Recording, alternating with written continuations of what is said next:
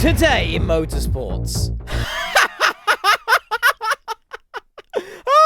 Oh my god, they fucked up. Josef Newgarden finishes off the IndyCar season by winning the title in a pretty uneventful and anticlimactic finale. And Porsche once again get away with systematic bullying in the World Endurance Championship.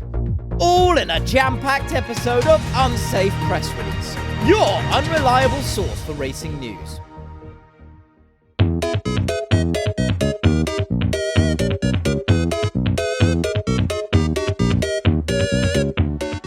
In the world of Formula 1, absolute fucking pandemonium happened in Singapore. The grid consisted of Sebastian Vettel getting his third pole of the season, celebrating in the usual flamboyant Seb-esque style, Max Verstappen in second and Daniel Ricciardo third. And before the start of the race, rain started to fall down on the track, giving all the drivers the choice to either go for inters or full wet. During the start of the race, both of the Ferraris, as well as Max Verstappen, all made contact and took each other out, which in turn ended up collecting Fernando I Hate My Job Alonso. Personally, this doesn't faze me too much because I was too busy celebrating the fact that both Kimi Räikkönen and Max Verstappen were both out of the race in the first corner. I mean, my mind was going absolutely mental. During the race, everyone who wasn't a Mercedes or Hamilton fan thought that Daniel Ricciardo was going to give Hamilton a run for his money during the race.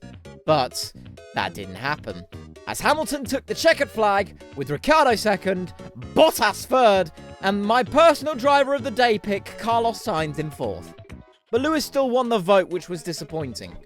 But Jolyon Palmer, the ready salted flavoured crisps of the Formula 1 world, managed to get his best finish of the year with a 6th place finish, bagged in terrific style, while Nico Hülkenberg retired with problems. Renault drivers did a literal role reversal. If this race has anything to prove, is that Formula 1 is completely unpredictable. You know, only when it wants to be, though. In other F1 news, the hashtag only good driver in Mercedes, Valtteri Bottas, signed a 1-year contract for Mercedes in 2018, solidifying that he absolutely did more than needed to stay in the best team in the sport. Thanks to this recent development, I don't care who wins the championship anymore.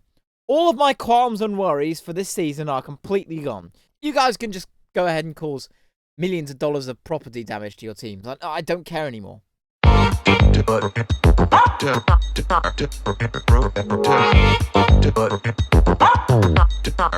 Sunday last week was the day we closed the curtain on the 2017 Verizon IndyCar Series. And what way to close the season out than with arguably the dullest race of the season. The title fight consisted of points leader Josef Newgarden, Kiwi Scott Dixon, Helio never will win anything Castroneves, Simon Pagenaud, Will Power, and somehow Alexander Rossi. The race started with the top 5 in the tables on the top 5 of the grid, making me wonder why people always complain about Mercedes domination happening when there's the Penskes that have been dominating IndyCar for fucking decades. And the race ended with previous champion Simon Pagenaud winning the race, and new champion Josef Newgarden taking second, while Indy 500 champion of the year Takuma Sato had problems all during the race, making sure that his meme status doesn't get compromised even if he won the 500. While the Rookie of the Year went to Dale Coyne Goats, Ed Jones.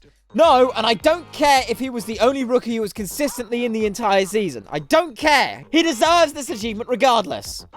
And so, the IndyCar season for 2017 comes to a sweet and mellow end. And with it, starts the longest fucking off-season in existence. Racecar Twitter will be long dead in the eyes of the IndyCar crowd. Pray for them as the off-season continues.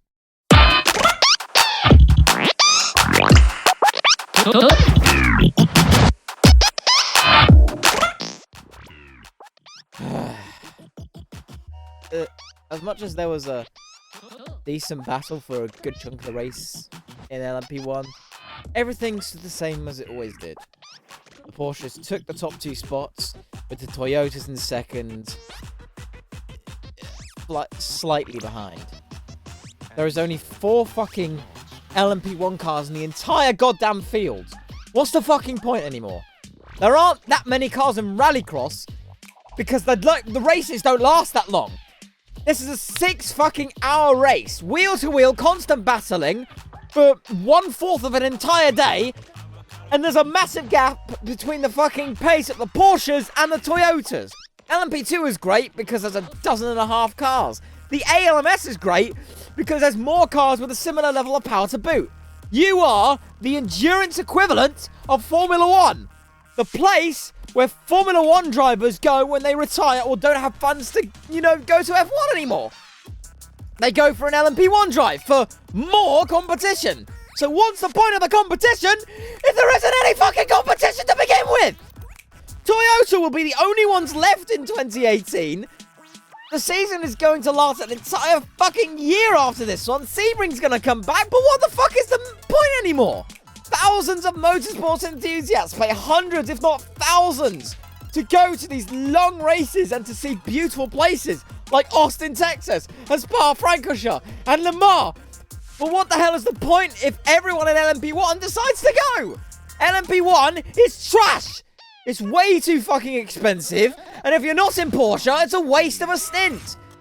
F1 gets flack for having Mercedes be so dominant, and IndyCar gets flack for Penske being so dominant. So people like me have the World Endurance Series to be that so-called saving grace. But what's the point of that if they're the exact same as the other two? The only people who can afford these fucking things are huge multi-billion-dollar car companies that hardly need sponsoring behind them to afford raking in this kind of money needed to make these cars. I'd be kicking myself in the near future if a fucking privateer LMP1 comes in. Holy shit. That would be the biggest fucking miracle in motorsports history. LMP1 is a fucking lost cause, and I feel sorry for whatever fucking privateer team wants a shot at it. Watch LMP2 and GT instead. It's more worth your money. Oh, and here's a graphic made by Andrew Kissinger on Twitter. And he memorized all the possible LMP1 cars for 2018. So I messed up a little bit. Of course, this isn't completely confirmed that it isn't, the be-all, end-all of 2018. But if this falls into place, LMP1 has the chance to be fucking amazing for once. But as far as 2017 is concerned, LMP1 is as good as dead. So, that's about it for this Unsafe Press Release. If you're a nonconformist, comment, I enjoyed #Unsafe Press Release. I'll see you next time.